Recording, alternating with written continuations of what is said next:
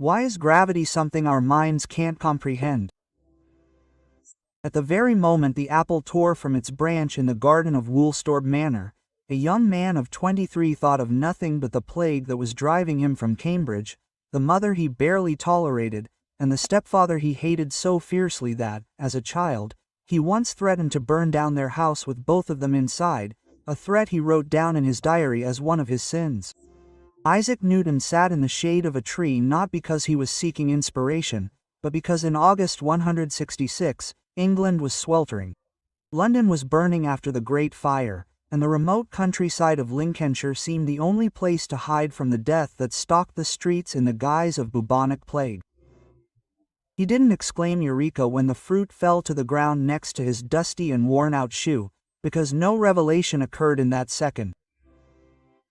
There was only a vague sense that the apple's fall and the moon's movement across the night sky might obey the same law, and this feeling would torment him for the next 20 years before he decided to write down his thoughts and share them with the world. The history of gravity begins long before this orchard and this apple. It reaches back to a time when people hadn't yet separated heaven from earth in their understanding of the universe, when a stone fell because it gravitated toward its natural place, and fire rose for the same indisputable reason, and no one questioned why natural places were distributed as they were. Aristotle, whose authority would weigh heavily on European thought for nearly 2 millennia, taught that heavy bodies fall faster than light ones. And this seemed so obvious that no one thought to test this assertion experimentally. In a world where philosophy and physics had not yet separated, where observing nature was considered an activity unworthy of a free citizen, where slaves and artisans worked with their hands, and thinkers worked exclusively with their heads, the very idea of dropping 2 different weights from a height and timing their fall would have seemed barbaric, a desecration of pure reason with crude matter. 18 centuries passed before a young mathematics professor at the University of Pisa, irritating his colleagues with his arrogance and unwillingness to wear an academic gown, for which he was constantly fined, dared to doubt the words of the great Greek. Galileo Galilei did not drop balls from the Leaning Tower of Pisa. This is a beautiful legend, invented by his student, Vincenzo Vivian, many years after his teacher's death, when it was necessary to create a heroic myth about a fighter against obscurantism. In fact, Galileo was experimenting with an inclined plane, rolling bronze balls down a trough lined with parchment, and measuring time with a water clock, because mechanical clocks with sufficient accuracy did not yet exist. Each experiment required an assistant to open and close a tap on a vessel of water as the ball rolled down, and then weigh the resulting water to determine the elapsed time. It was painstaking, physically exhausting work, far from the romantic image of a genius who discovers truth in a momentary flash of insight, and its results seemed to his contemporaries not so much revolutionary as meaningless. What difference does it make whether bodies fall the same way or differently if this knowledge doesn't bring the soul closer to God or help one earn a living? But Galileo saw what others did not. He saw that nature speaks the language of mathematics, that simple numerical relationships lie hidden behind the apparent chaos of phenomena, that the path traveled by a falling body is proportional to the square of the time it falls. And this was not just an observation, but the key to a new way of understanding the world. He didn't know why bodies fall. He only described how they fall. And in this distinction between why and how lay the entire revolution that we today call the scientific revolution. Does the question of why imply purpose, intention, meaning? Does it refer to God or to the nature of things? It demands a metaphysical answer. The question is, which is more modest and at the same time more fruitful? He is satisfied with description, measurement, formula, and this description can be verified by repeating the experiment. It can be refined by improving instruments, and it can be applied in practice by constructing a mechanism or predicting a trajectory. Galileo did not answer the question of the nature of gravity, but he taught us to ask the right questions. The Inquisition, which condemned him for advocating the heliocentric system in 1633, failed to understand that it was fighting not an astronomical theory, but a new method of knowledge that would ultimately destroy the entire medieval worldview far more thoroughly than any heresy. Cardinal Roberto Bellarmina, who led the trial against Galileo, was no foolish fanatic, but a subtle theologian and a skilled politician. He understood perfectly well that the Earth's movement per se does not contradict Scripture, if the relevant passages are interpreted allegorically, as many church fathers did. The problem lay elsewhere. Galileo insisted that his theory described reality and did not simply rescue phenomena, as the scholastics put it. That is, it did not simply provide a convenient mathematical model for calculations, but claimed to be the truth about the physical structure of the cosmos. This encroachment on the Church's monopoly on matters of truth was unacceptable. Galileo spent the last 9 years of his life under house arrest, nearly blind, but continuing to work, dictating to his students his discourses on 2 new sciences that laid the foundations of mechanics and were secretly smuggled to Protestant Holland for publication. Isaac Newton was born the year of Galileo's death, a coincidence that historians of science like to cite as a symbolic passing of the baton. In reality, however, the Italian professor, accustomed to wine and debate in boisterous academies, and the withdrawn English hermit, who avoided society and hated controversy, had almost nothing in common except genius and stubbornness. Newton grew up without a father, who died 3 months before his birth, and without a mother, who abandoned her 3-year-old son with his grandmother when she married a second time, and took him back only 8 years later, when her second husband also died, leaving her a sizable fortune and 3 children from his new marriage. This early trauma transformed Newton into a man incapable of intimacy and trust, suspicious, vindictive, and prone to bouts of paranoia that grew increasingly severe with age. The greatest scientist of his time would spend the last decades of his life not in a laboratory or behind a desk, but as master of the Royal Mint, pursuing counterfeiters with such ferocity as if they had personally insulted him, presiding over interrogations and executions, relishing the power he wielded over others. But in 1666, in his forced rural seclusion, this sullen young man with long hair that he never powdered, contrary to the fashion of the time, and with thin, nervous fingers accustomed to precision work, ground lenses for his telescopes himself. He was occupied with several problems at once, each of which would have occupied an entire scientific life. He invented differential calculus, unaware that at the very same moment, the German philosopher Gottfried Wilhelm Leibniz was independently arriving at the same ideas on the other side of Europe, and this parallel priority would become the source of the most poisonous scientific feud of the century. He dissected white light into a spectrum using a prism and proved that colors are not generated by glass, as previously thought, but are contained within the light itself, which turns out to be not simple, but composite. And this discovery refuted not only physics but also theology, because white has traditionally symbolized the purity and indivisibility of divine light.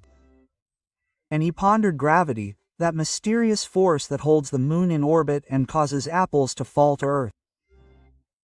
The word force requires special attention here, because we pronounce it so easily, as if we know what it means, when in fact it conceals a chasm of misunderstanding.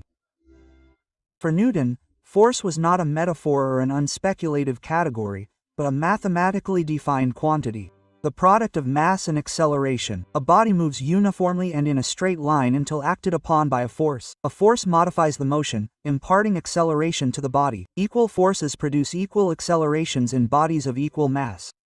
These 3 laws of mechanics, formulated in the 1687 Principles of Natural Philosophy, are still taught in schools around the world. And their apparent simplicity is deceptive, for it represents a radical break with a 1,000-year tradition of thinking about motion.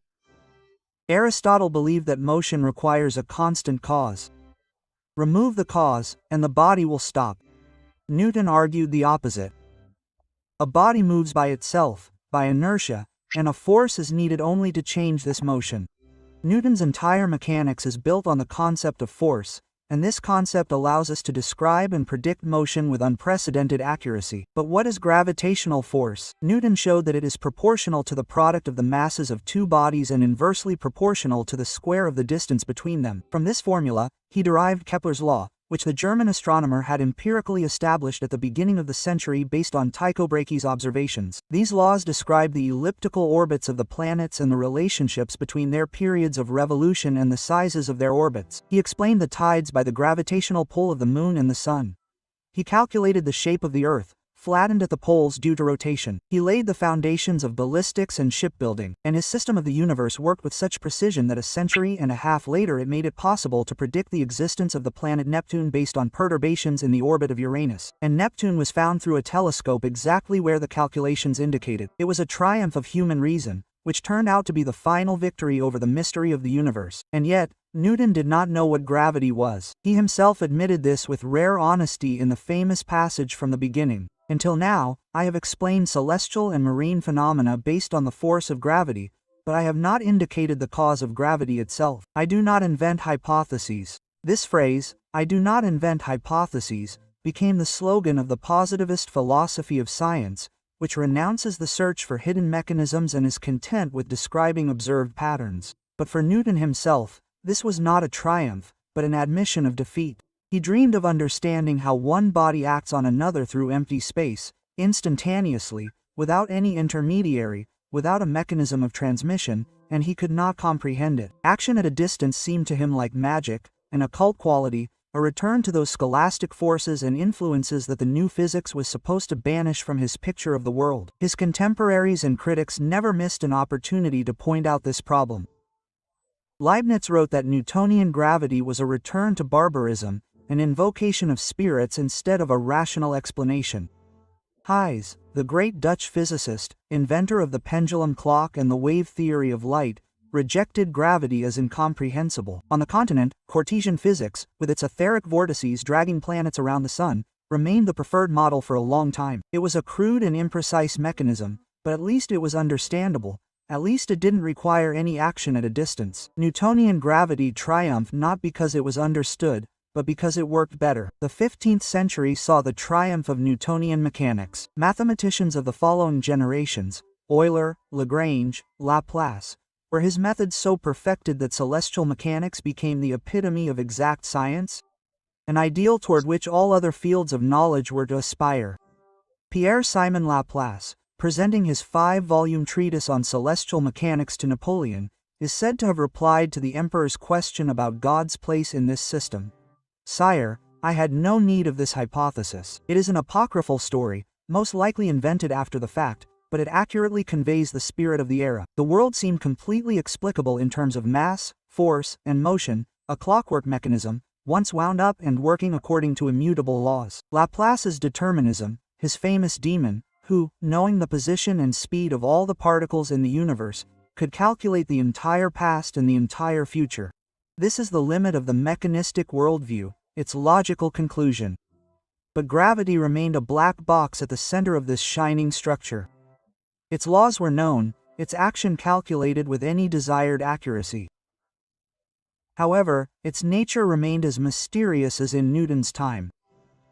What is mass? Why does mass attract mass? How is this attraction transmitted? These questions were not answered answers, and scientists learned not to ask them out loud, because nothing useful followed from these questions. Physics became the science of how the world works, and not why it works this way and not another. And this methodological rejection of metaphysics was fruitful in practice, but left a deep dissatisfaction in the minds of those who sought not only descriptions, but also understanding. For more than 2 centuries, Newtonian gravity reigned supreme, and it seemed that the question was closed forever, that there was nothing more to discover, except perhaps to refine the calculations in the next decimal place. Physics at the end of the 19th century was gripped by a strange complacency. Many believed that the edifice of science was essentially complete.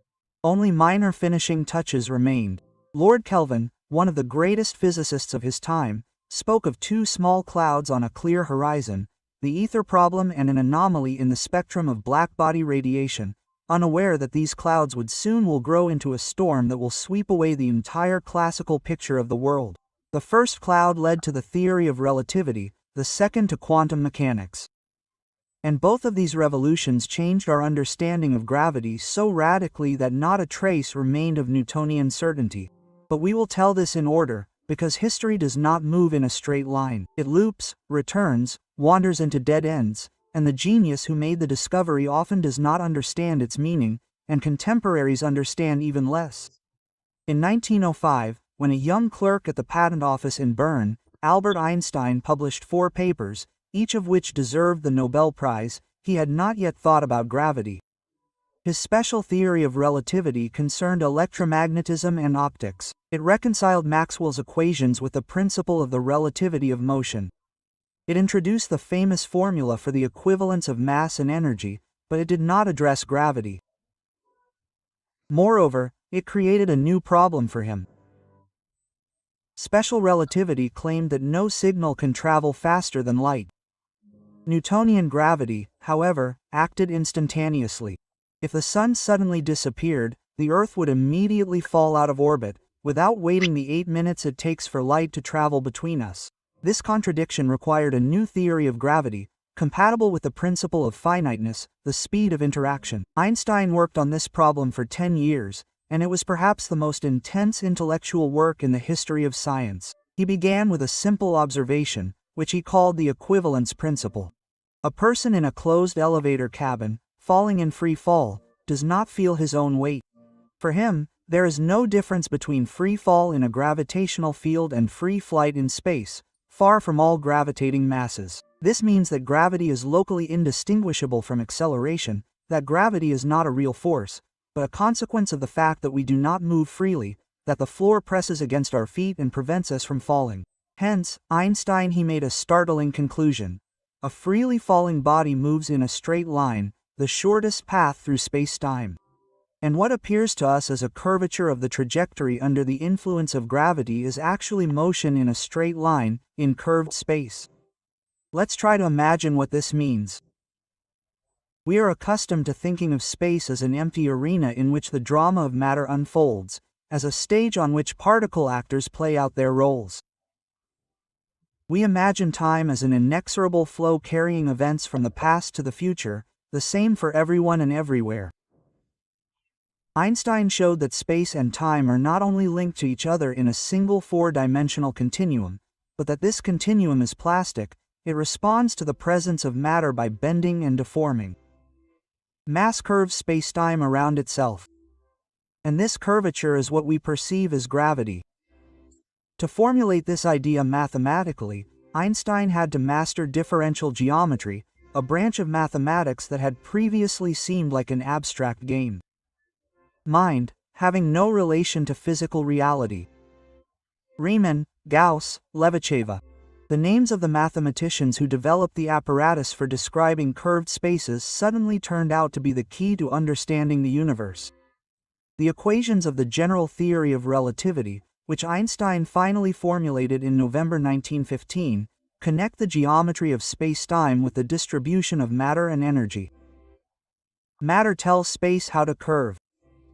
Space tells matter how to move.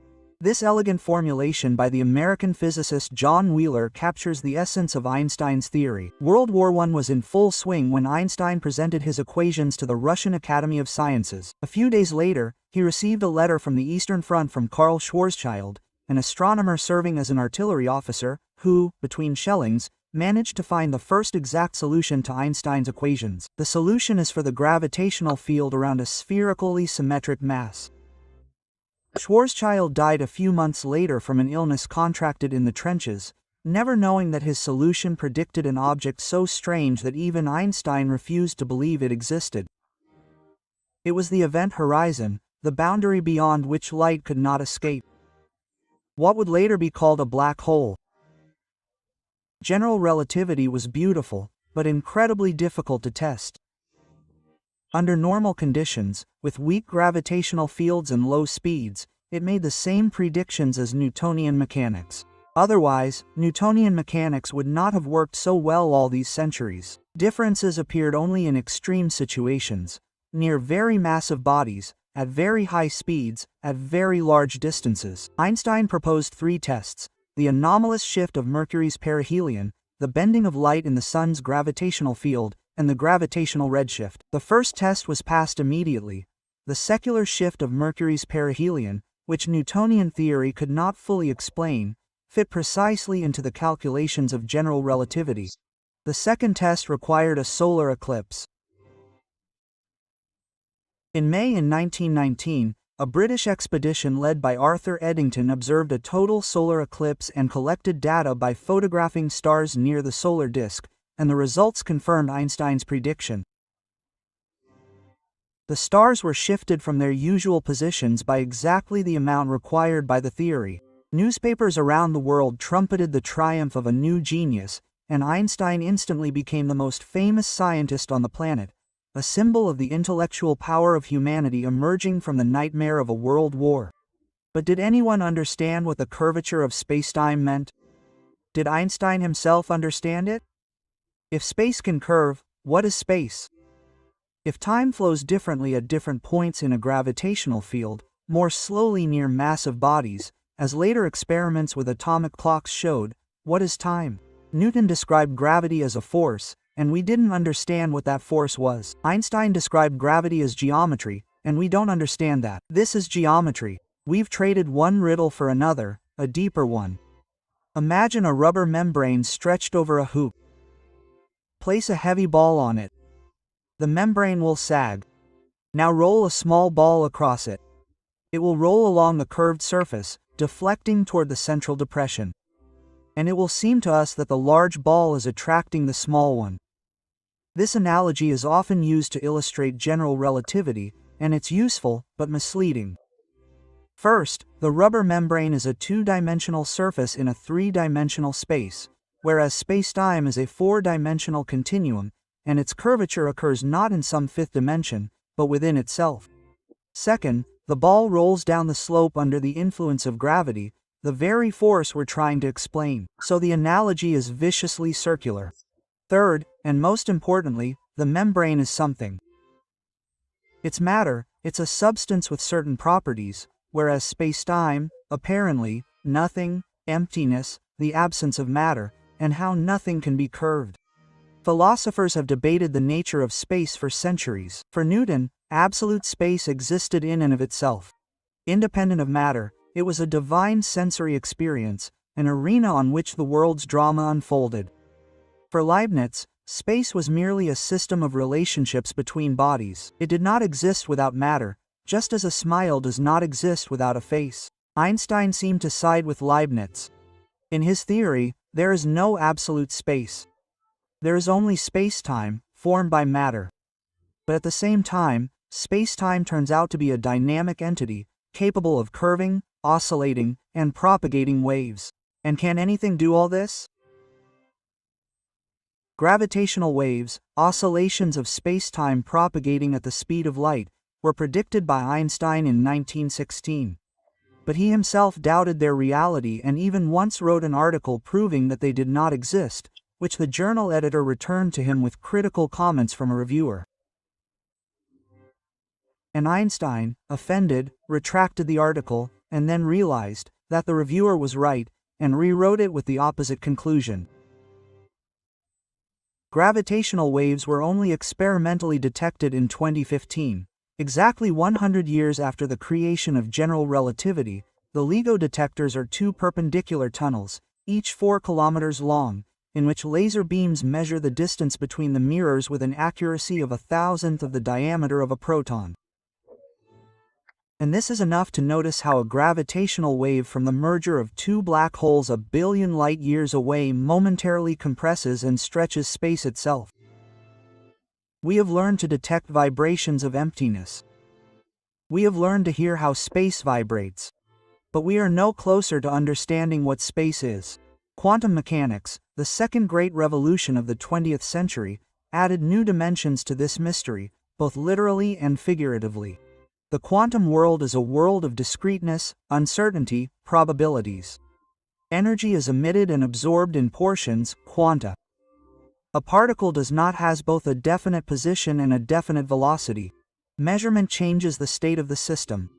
Everything we know about the world of atoms and elementary particles contradicts our everyday intuition, developed in the world of macroscopic bodies. And we can work with this knowledge, build transistors and lasers, create nuclear reactors and magnetic resonance imaging scanners. But we do not understand what this knowledge means. The three fundamental forces of nature, electromagnetic, strong nuclear, and weak nuclear, are successfully described within the framework of quantum field theory. This means that the interaction between particles is carried out through the exchange of other particles, force carriers, photons for electromagnetism, G-lions for the strong interaction, W and Z basins for the weak interaction. The standard model of particle physics, constructed in the second half of the 20th century, unites these three forces into a single theoretical framework and agrees with experiment with astonishing accuracy. The discovery of the Higgs boson in 2012 was the latest confirmation of this model. But gravity does not fit into this picture. Attempts to construct a quantum theory of gravity run into fundamental difficulties. If you try to apply to gravity the same methods that work for other interactions, you get a theory that gives meaningless results. Infinities where there should be finite numbers. These infinities cannot be eliminated by the techniques that work in other cases, such as renormalization. As physicists say, gravity is non-renormalizable, and this is the technical term for a profound conceptual crisis. Where exactly the quantum theory of gravity breaks down at scales called Planck scales, on the order of 10 per minute 35 meters and 10 per mile 43 seconds. At these unimaginably small distances and times, quantum fluctuations of spacetime become so strong that the very concept of space and time loses its meaning. Einstein's smooth continuum turns into seething foam, into the chaos of virtual black holes, into topological absurdity. What lies beyond this boundary, we do not know. Our theories cease work. String theory, the most ambitious candidate for a theory of everything, offers a radical way out. Elementary particles are not point objects, but tiny one-dimensional strings oscillating in multidimensional space. And different modes of oscillation correspond to different particles, just as different modes of oscillation on a treble string correspond to different notes. In this picture, gravity is naturally included in the theory, the graviton. The hypothetical carrier of the gravitational force arises as one of the modes of string oscillation. The mathematics of string theory are extraordinarily beautiful and have spawned entire branches of pure mathematics, but it has one significant drawback. It makes no testable predictions.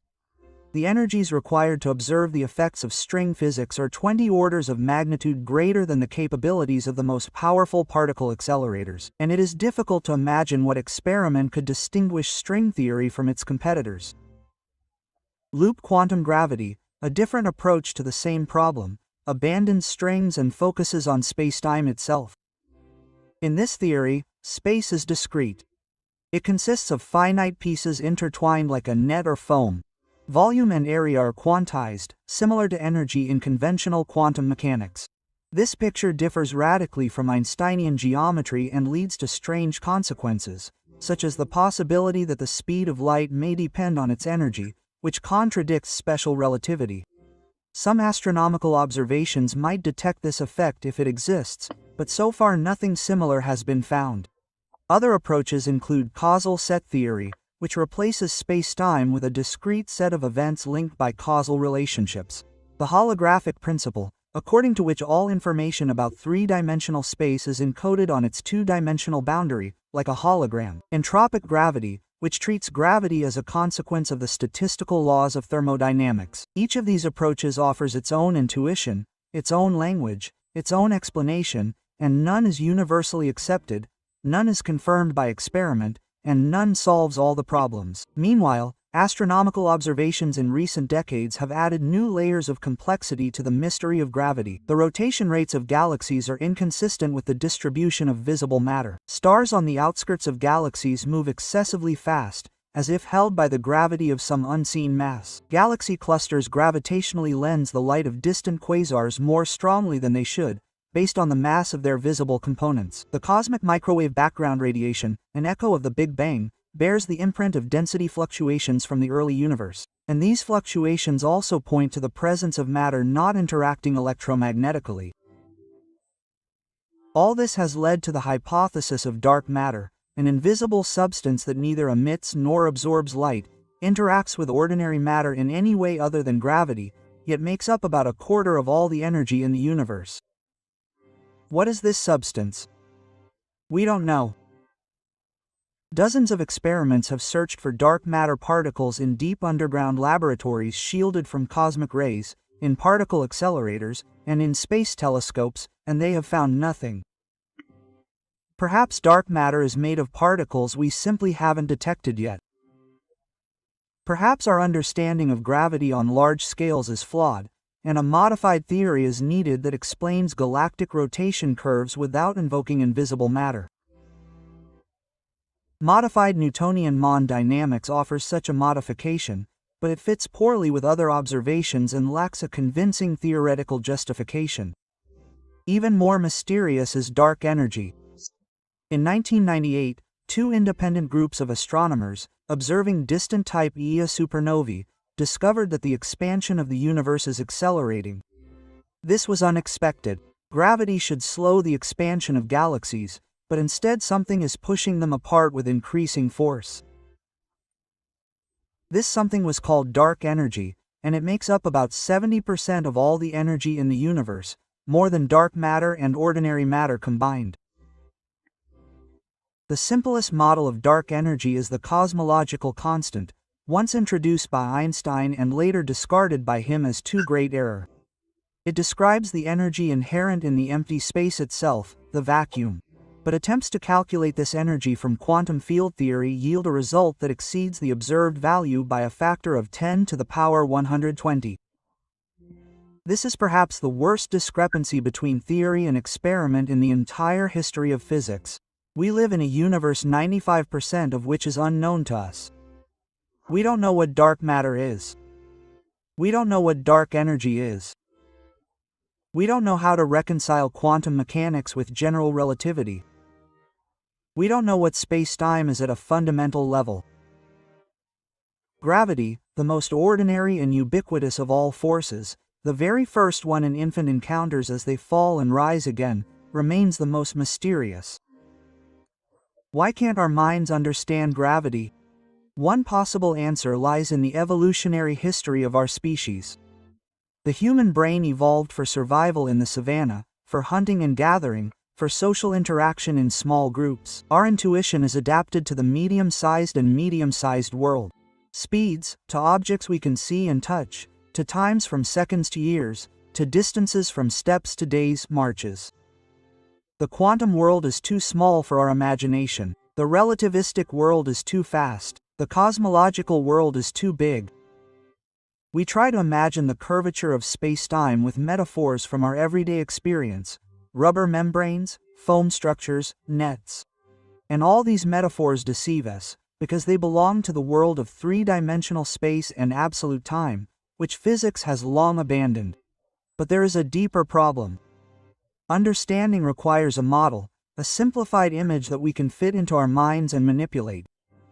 We understand a watch because we can take it apart and see how the gears mesh with each other. We understand a steam engine because we can follow the path of steam from the boiler to the cylinder and piston. We even understand, in a sense, electromagnetism because we can draw the lines of force and imagine how they push charged particles. But gravity doesn't provide us with any mechanical model. The curvature of space-time isn't a mechanism. It's pure mathematics, untranslatable into visual language. Perhaps understanding is an illusion we indulge in. We think we understand familiar things, a stone falling to the ground, an apple breaking free from a branch, simply because we've seen them thousands of times. But repetition isn't understanding. A child who knows that stones fall doesn't understand why. They're simply accustomed to this fact. A physicist writing Einstein's equation also doesn't understand why masses curve space-time.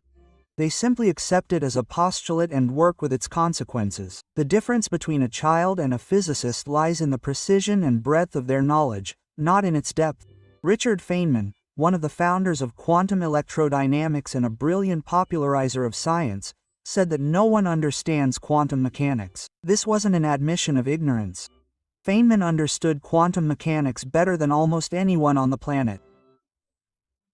This was a recognition that a certain kind of understanding, intuitive, visual, satisfying our emotional sense of clarity, is inaccessible to quantum mechanics.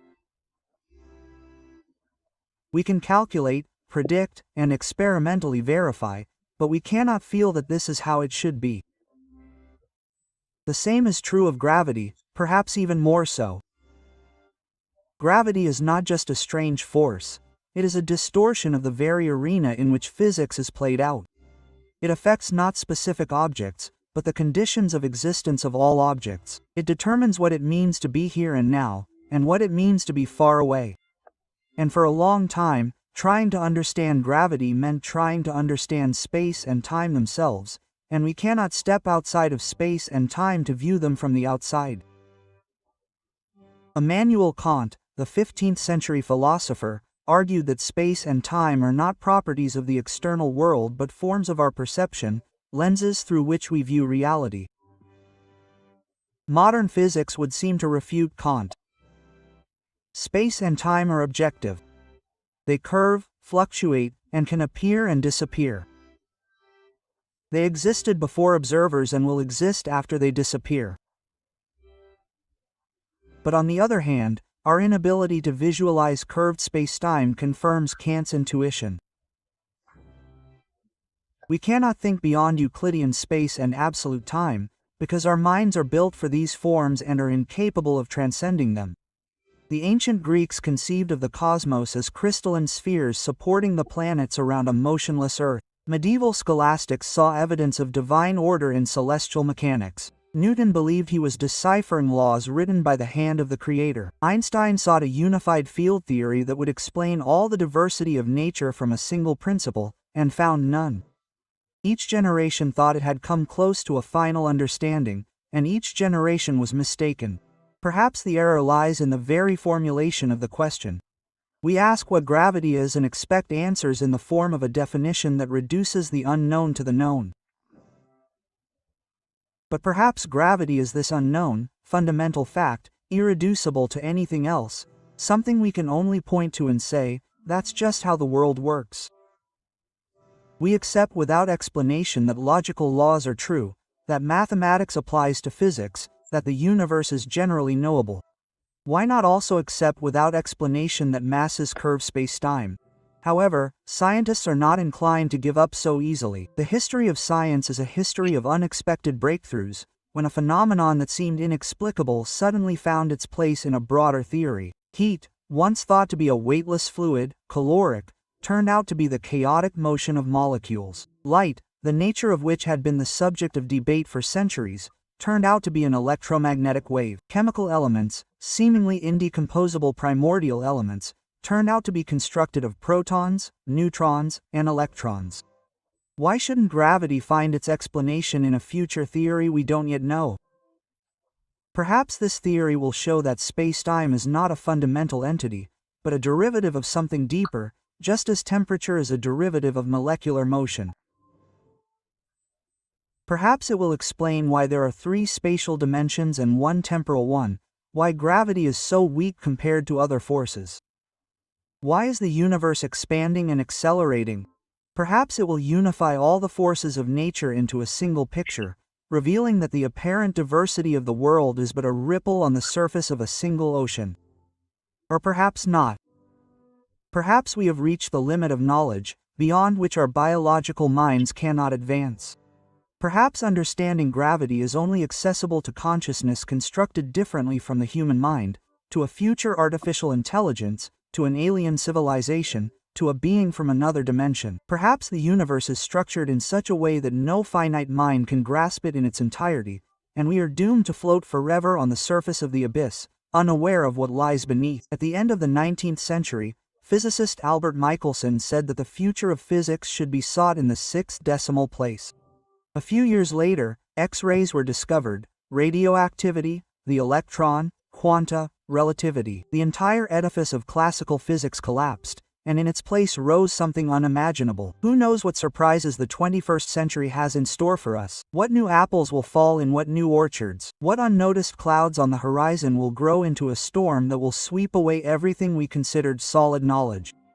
A young patent clerk, revolutionizing our understanding of time and space at his desk in a boring Bernese office. A lonely hermit in the plague-ridden Lincolnshire, watching falling apples and thinking about the moon. A blind old man under house arrest, dictating his latest thoughts on the motion of bodies to his students. A mathematician in the trenches of World War I, solving equations between shellings. They were all children of their time, limited by its prejudices and blinded by its illusions.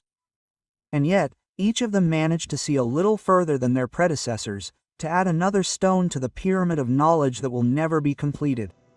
Gravity is a lesson in humility, the most familiar, the most obvious, the most banal phenomenon, the falling of a stone, the flow of a river, the ebb and flow of the tides, turns out to be the most mysterious. We understand exotic things, nuclear reactions, superconductivity, lasers, better than we understand what every object does at every second. We fall. We have built skyscrapers and spaceships. We have split the atom and sequenced the genome, but we cannot answer a child's question. Why do things fall? Perhaps that is the beauty of science. It does not provide final answers, it provides better questions. Every discovery is not the end of the road, but a fork from which new roads diverge into the unknown. Gravity, which began with a falling apple and ended in gravitational waves and black holes, still awaits its explanation. And perhaps it is precisely this incompleteness, openness to the future, this abyss of ignorance yawning beneath the feet of everyone who tries to understand the world. Maybe this is precisely what makes us human. That evening in 166, Isaac Newton returned to the house where he had spent an unhappy childhood and dined on cold porridge. He was completely indifferent to food, and often forgot to eat when immersed in work, and sat down at the table by the light of a tallow candle to write down some calculations. Owls hooted outside the window, and the air smelled of manure and hay. Somewhere in the distance, the last embers of London were dying out. Nothing foreshadowed that this day would become legendary. The apple that had fallen a few hours earlier had rotted or been eaten by pigs, and the moon, as always, slowly floated across the sky, pulled by an invisible force toward the earth, which was falling toward the sun, which was falling toward the center of the galaxy, which was falling into a cluster of galaxies, which was falling into a great attractor. And no one, not a single person on the entire earth, understood why.